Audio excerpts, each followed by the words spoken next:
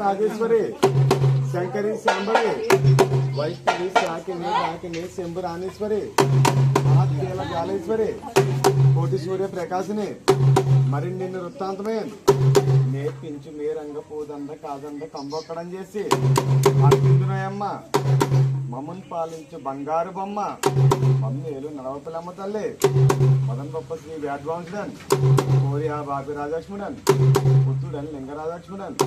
హరిభక్తుడన్ మహాదేవి అన్నాడు ఓంకార శబ్దం బట్టగా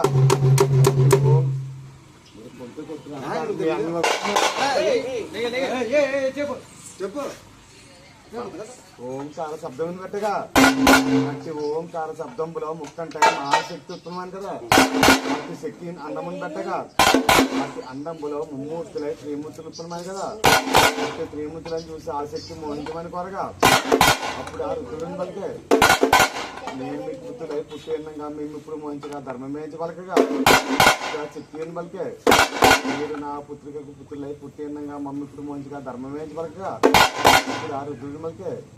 నీ శక్తి నీ యుక్తి నీ కలిమి నీ బలిమి నీ మేళాయ తెంపలేను మరి నీది ముక్క నేను నాకు దయచేయవయమ్మా